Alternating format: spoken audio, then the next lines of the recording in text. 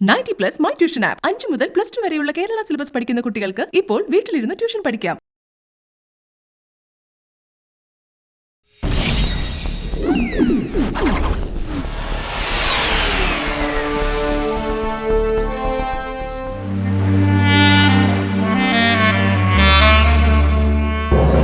അന്ന ഹോസ്പിറ്റലിലുണ്ടെന്ന് തെരേസയെ അറിയിക്കുന്ന സതീശൻ. ഹോസ്പിറ്റലിൽ തങ്ങളെ സഹായിക്കാൻ ചാലിയുടെ ആൾക്കാരുണ്ടാകുമെന്ന് തെരേസ. സച്ചിക്ക് നീതി കിട്ടണമെന്നുറപ്പിച്ചാൽ നാട് മുഴുവൻ കൂടെ ഉണ്ടാകുമെന്ന് സുഭാഷ് ചന്ദ്രൻ അന്നയ്ക്ക് ഉറപ്പു കൊടുക്കുന്നു. ഹോസ്പിറ്റലിൽ വെച്ച് സച്ചിയുടെ ജീവനെടുക്കാൻ ചാലിയുമായി കരാർ ഉറപ്പിക്കുന്ന തെരേസ. സ്റ്റാർട്ടാക്കിയോ? ഒരുപാട് കാലത്തെ ഇടവേളയ്ക്ക് ശേഷമാ അന്ന പോളാപ്പച്ചൻ ഒരു ഫേസ്ബുക്ക് ലൈവില് വരുന്നേ. സച്ചി എന്ന സച്ചിദാനന്ദൻ കലേഷനുമായി യൂട്യൂബ് റോസ്റ്റിംഗിലൂടെ നിങ്ങളെന്റെ സുഹൃത്തുക്കൾ പോലും എനിക്കെതിരെ വീഡിയോകൾ പോസ്റ്റ് ചെയ്തിട്ടുണ്ട്, കമന്റ്സ് എഴുതിയിട്ടുണ്ട്. നിങ്ങളെല്ലാവരും സച്ചിയുടെ ഫാൻസ് ആയിരുന്നു. സച്ചിയോട് ഇഷ്ടമുള്ളവർ, സ്നേഹമുള്ളവരും.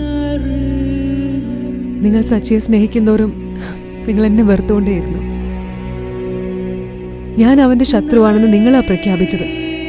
പിന്നെ എപ്പോഴോ നിങ്ങളുടെ കൺമുന്നിൽ നിന്ന് ഞങ്ങൾ രണ്ടുപേരും പിൻവാങ്ങി, അപ്രതീക്ഷിതമായി. അതിന്റെ കാരണം അറിയാവുന്ന കുറച്ചു പേര് മാത്രമേ ഉള്ളൂ. അറിയാത്തവരായിരിക്കും നിങ്ങളിലേറെയും. സച്ചി എപ്പോഴും പറയായിരുന്നല്ലോ, ജീവിതത്തിൽ എല്ലാത്തിനും ഒരു കണക്കുണ്ടെന്ന്. കണക്കില്ലാതെ കിട്ടുന്ന ഒന്നേ ഉള്ളൂ, അതാണ് സ്നേഹമെന്ന്. കണക്കില്ലാതെ കിട്ടണം, കണക്കില്ലാതെ കൊടുക്കണം. കണക്കില്ലാതെ ഞാൻ അവനെ സ്നേഹിച്ചു, അവൻ എന്നെയും.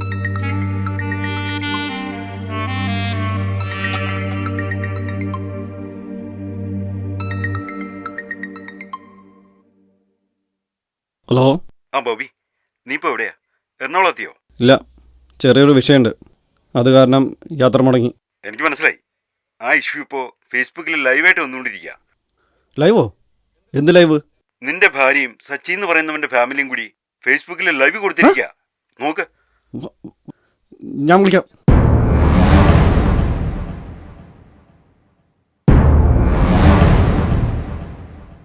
മയിലാടി തുരുത്തെന്ന് പറയുന്ന ഒരു സാധാരണ തുരുത്തിൽ നിന്നും ജീവിതത്തിന്റെ കണക്ക് പുസ്തകത്തിൽ പുതിയ സ്വപ്നങ്ങൾ അവൻ എഴുതി ചേർത്തു. അതിലൊന്നാം പേരുകാരി അന്ന പോൾ അപ്പച്ചനായിരുന്നു. എൻ്റെ പപ്പയും മമ്മിയും സഹോദരനും എല്ലാവരും ഞങ്ങളുടെ സ്നേഹത്തെ തടസ്സപ്പെടുത്തി. അതുകൊണ്ടാ വീട്ടുകാരെ നിഷേധിച്ച് എനിക്ക് സച്ചിയുടെ കൂടെ രജിസ്റ്റർ മാരേജ് ചെയ്യേണ്ടി വന്നത്. എന്നെയോ സച്ചിയോ മനസ്സിലാക്കാൻ എൻ്റെ പാരൻസിന് പോലും പറ്റിയില്ല. ദുരഭിമാനികളായ അവർക്ക് ഏതറ്റം വരെയും പോവാൻ പറ്റുമെന്ന് അവർ തന്നെ തെളിയിച്ചു. സച്ചി ഇന്ന് ഈ ഹോസ്പിറ്റലില് മിതപ്രായനായി കിടക്കുക.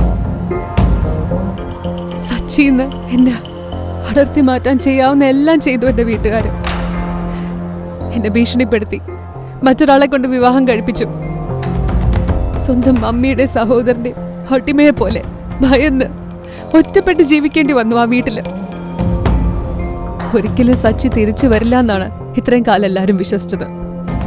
പക്ഷെ സച്ചി തിരിച്ചു വന്നു, ഈ അന്നയ്ക്ക് വേണ്ടി.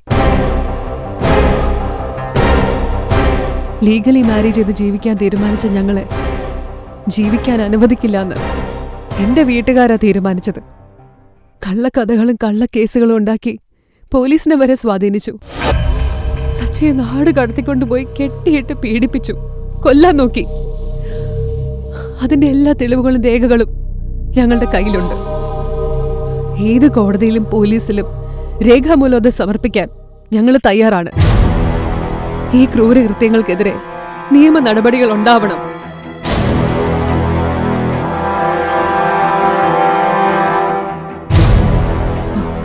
ഈ നിൽക്കുന്ന സച്ചിയുടെ അച്ഛനാ. അച്ഛന് പറയാനുള്ളതും കൂടെ നിങ്ങൾ കേൾക്കണം. പറ അച്ഛാ. ഞങ്ങൾ പാവങ്ങളാ, തുരുത്തി കഷ്ടപ്പെട്ട് ജീവിക്കുന്നവരാ. കഷ്ടപ്പെട്ട് കക്കവാരി മീൻ പിടിച്ചും കുട്ടികൾക്ക് ട്യൂഷൻ എടുത്തും പഠിച്ചു മിടുക്കനായതാ എന്റെ ചെറുക്കൻ. ഈ മോളുടെ കുടുംബക്കാരുടെ പൈസ നോക്കിയല്ല എന്റെ ചെറുക്കൻ ഈ മോളെ സ്നേഹിച്ചത്. അവനിപ്പോ കിടക്കണോ? അവനൊരു പെണ്ണിനെ ഇഷ്ടപ്പെട്ടു, അതൊരു തെറ്റാണോ? എന്റെ ചെറുക്കനെ കൂടി കൊല്ലാൻ അവർ നോക്കിയത്. എന്തെല്ലാം പറഞ്ഞ് ചതിച്ചു. ഈ അതിരിംഗുകാർ കള്ളക്കേസുണ്ടാക്കി. ഞങ്ങളുടെ വിഷമം മനസ്സിലാക്കി ഞങ്ങളുടെ കൂടെ നിന്ന ഒരു അന്തസ്സുള്ള പോലീസുകാരുണ്ടായിരുന്നു. അതാ ഈ സുഭാഷ് സാർ. പൈസയും സ്വാധീനം ഉണ്ടെങ്കിൽ എന്തും ചെയ്യാമെന്ന് ഈ അതിരിംഗുകാർ തെളിയിച്ചു. കുഞ്ഞിന്റെ ഞങ്ങളുടെ ഭാഗ്യം കൊണ്ടാ ഞങ്ങളുടെ ചെറുക്കൻ തിരിച്ചു വന്നത്. അവന് വിഷം കൊടുത്ത് കമ്പിപ്പാറ കൊണ്ട് തല്ലി മാടം തുരുത്തിക്കൊണ്ട് തള്ളിയിട്ടു. ഇവിടെ നിയമം പോലീസൊന്നുമില്ലേ? ഞങ്ങൾക്ക് നീതി കിട്ടില്ലേ? അതോ പണം സ്വാധീനമുള്ളവർക്ക് മാത്രം ഇവിടെ നീതി കിട്ടുള്ളൂ സാറേ? ഉള്ളോ? എന്റെ ചെറുക്കനെ പരുവത്തിലാക്കിയവന്മാരെ നിയമത്തിന്റെ മുന്നിൽ കൊണ്ടുവന്ന് ഒരു ശിക്ഷ വാങ്ങിക്കൊടുക്കാൻ പറ്റത്തില്ല സാറുമാരെ.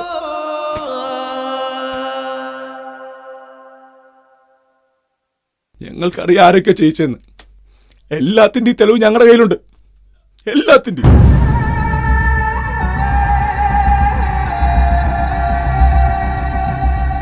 അവള് ചതിച്ചു കളഞ്ഞല്ലോ ബോബി. അവളല്ലല്ലോ, നിങ്ങളെല്ലാവരും കൂടി എന്നെയല്ലേ ചതിച്ചത്. അന്ന് റൈഡിങ്ങിന്ന് പേര് പറഞ്ഞ അവളെന്നെ കൊണ്ടുപോയത് ചതിച്ച അവന്മാർ കൊടുക്കാനാ. അതിരെങ്കിലും പെണ്ണുങ്ങൾക്ക് ഇങ്ങനെ കുറെ ചരിത്രം ഉണ്ടെന്ന് കുറെ പറഞ്ഞു കേട്ടിട്ടുണ്ട്. പരിഹാരം എല്ലാവരും കൂടി കണ്ടുപിടിച്ചോളണം. എനിക്ക് രക്ഷപ്പെടാനുള്ള വഴി നേരത്തെ തന്നെ ഞാൻ കണ്ടുവച്ചിട്ടുണ്ട്. ആ വഴി ഞാനങ്ങ് പോവും. എനിക്ക് കൊണ്ടുപോകാനുള്ളത് കൊണ്ടുപോവുകയും ചെയ്യും.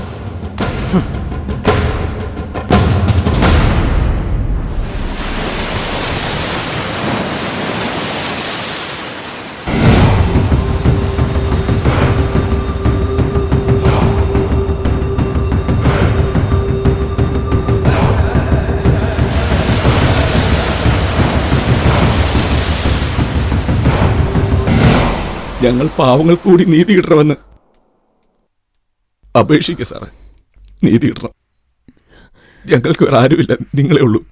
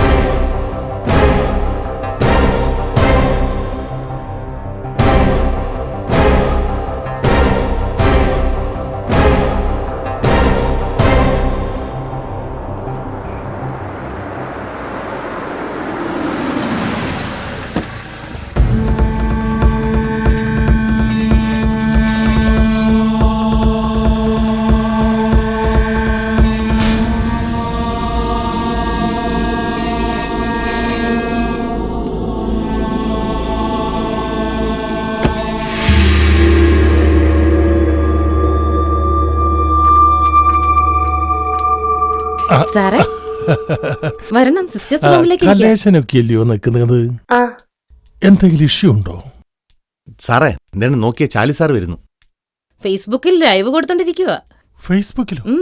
ലൈവോ? എന്നാ കാര്യം? എന്താന്നറിയില്ല, കൊറേ നേരമായി തുടങ്ങിയിട്ട്. ഇന്ന് നൈറ്റ് ഡ്യൂട്ടി ഉണ്ടോ? ഇന്നുണ്ട്. അപ്പൊ ജർമ്മനി ഇന്ന് വിളിച്ചായിരുന്നു? ഇല്ല, വിളിച്ചില്ല. ആ സാറേ റൂമിലോട്ട് ഇരിക്കാം. ഞാനേ വന്ന് എനിക്ക് ഡ്യൂട്ടി ഉണ്ട്, അത് കഴിഞ്ഞ് കാണാം. അഭിവാദ്യങ്ങൾ. നമസ്കാരം സാർ. അഭിവാദ്യങ്ങൾ, അഭിവാദ്യങ്ങൾ. ഇവിടെ എന്താ പരിപാടി? പ്രത്യേകിച്ച് എന്തെങ്കിലും പ്രശ്നമുണ്ടോ? ഞാൻ ഇടപെടണോ? ഫേസ്ബുക്കിൽ ലൈവ് കൊടുത്തേക്ക. ആണോ? വളരെ നന്നായി, നന്നായി മോളെ. സാറിന്റെ കുടുംബക്കാരുടെ പേരും പറഞ്ഞിട്ടുണ്ട്. പറയണം. ഗതി കെട്ടിട്ടായാലും ഞാനും ആ കുടുംബത്തിലൊരു അംഗമായി പോയി. അനുഭവിക്കണം, ഞാനും അനുഭവിക്കണം.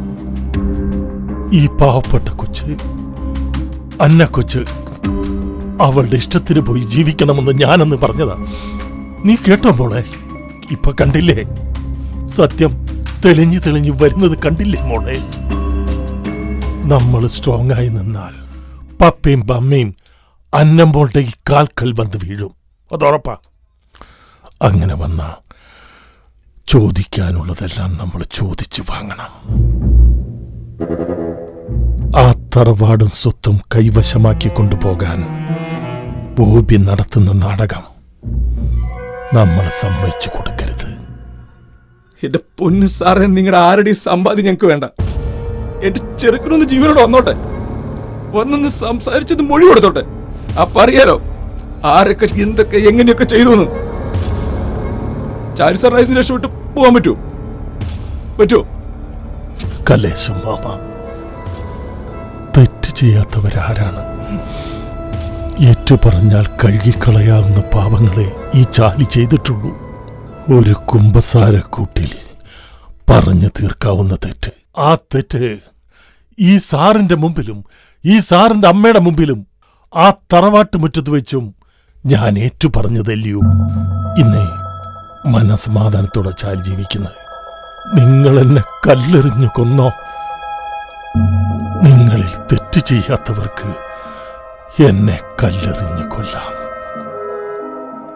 ഇനിയുള്ള കാലമെല്ലാം നിന്റെ കുടുംബത്തിനു വേണ്ടി ഈ ചാലി ജീവിക്കും. ഞാനേ എന്റെ ചെറുക്കനെ ഒന്ന് കണ്ടോട്ടെ. ഒന്ന് വഴിമാറി തരൂ. ഇപ്പൊ കാണണ്ട, കാണേണ്ട സമയമാകുമ്പോ സാറിനെ അറിയിക്കാം. ബാ, ഇപ്പൊ അങ്ങോട്ട് പോയിരിക്കാം.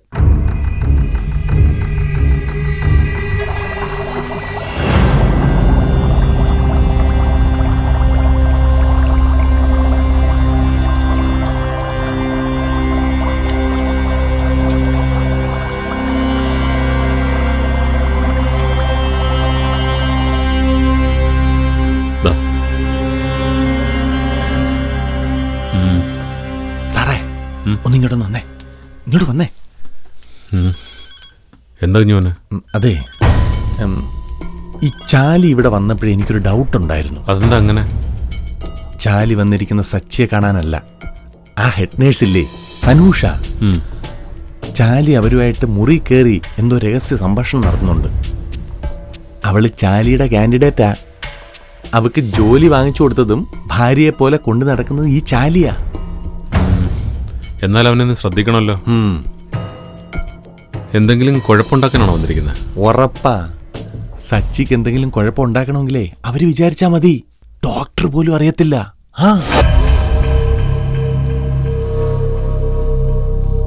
ശരിയാ, ഇപ്പൊ തന്നെ 4-5 മണിക്കൂർ കഴിഞ്ഞു. എന്നിട്ട് സച്ചി ബോധം തെളിഞ്ഞ് സംസാരിച്ചിട്ടില്ല. അതല്ലേ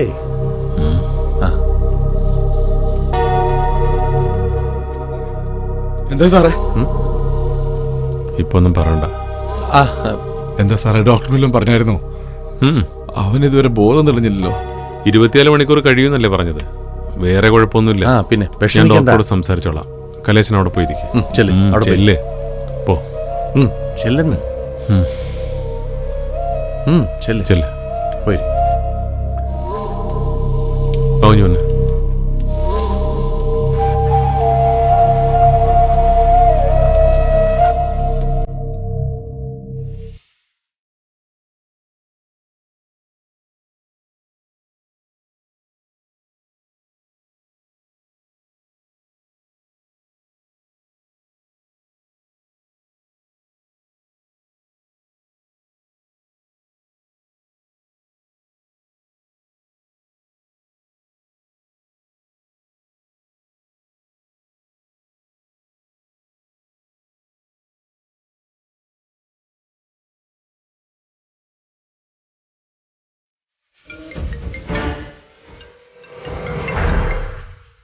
ചാലി പറ.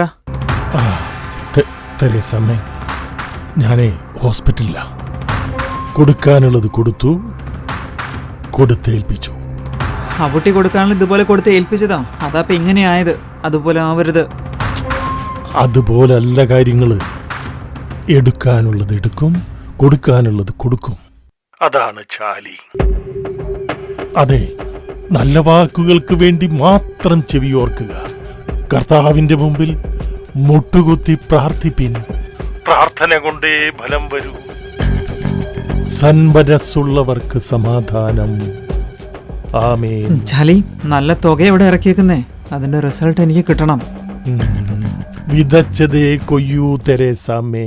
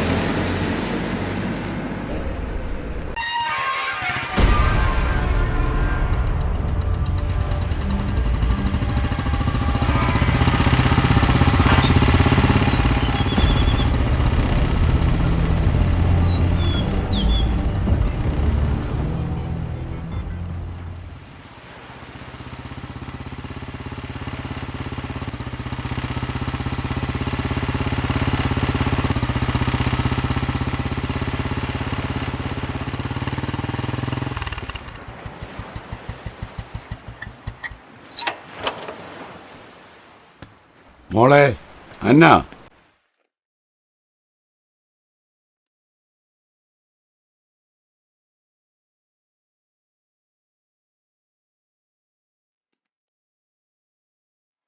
എന്തൊക്കെയാ മോളെ ഇത്?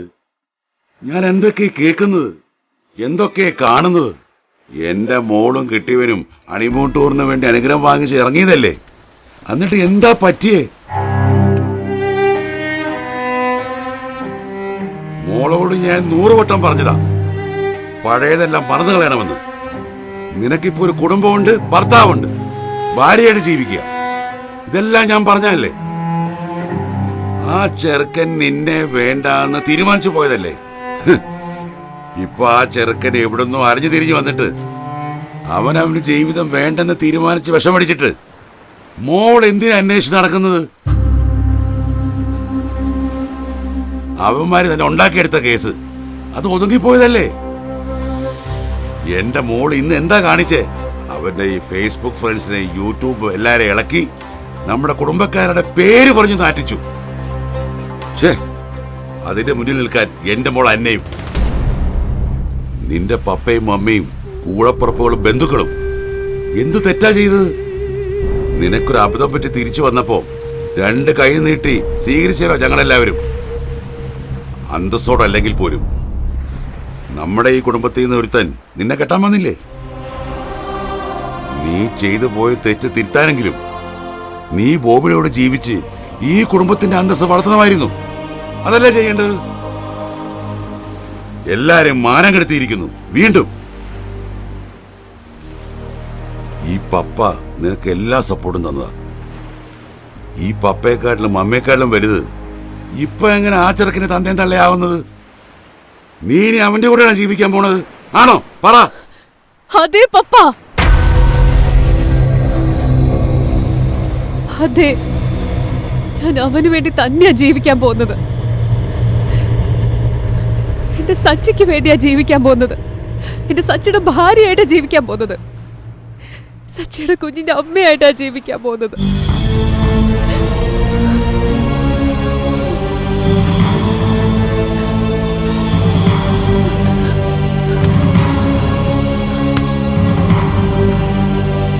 മോളെ, നീ എന്തായി പറയുന്നേ? അതെ പപ്പ, ഇനിയെങ്കിലും പപ്പ ഇത് അറിയണം. സച്ചിയുടെ കുഞ്ഞിന്റെ അമ്മയാ ഞാനിപ്പോ. 3 മാസം പ്രായമായ കുഞ്ഞിന്റെ അമ്മ.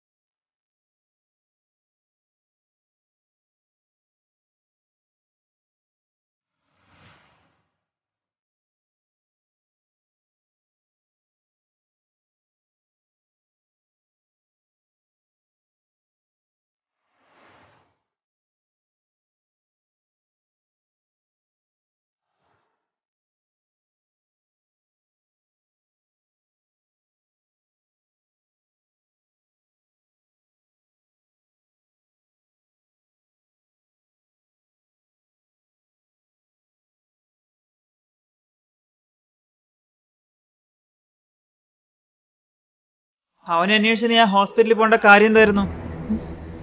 അവരെന്താ പോലീസ് കേസ് എടുക്കുക? എന്തൊക്കെയോ ഇഷ്യൂസ് ഉണ്ട് തരകന ബൂട്ടിയായിട്ട്. എത്ര ആലോചിച്ചിട്ടും മമ്മിക്ക് പുതിയതായിട്ട് പറയാനൊന്നും കിട്ടിയില്ലേ? സച്ചിയെ കൊല്ലാൻ ശ്രമിച്ചത് അബൂട്ടി, തരകൻ. അവിടെ അങ്ങ് തീരൂന്നാ നിങ്ങൾ വിചാരിച്ചത്? തീരില്ല.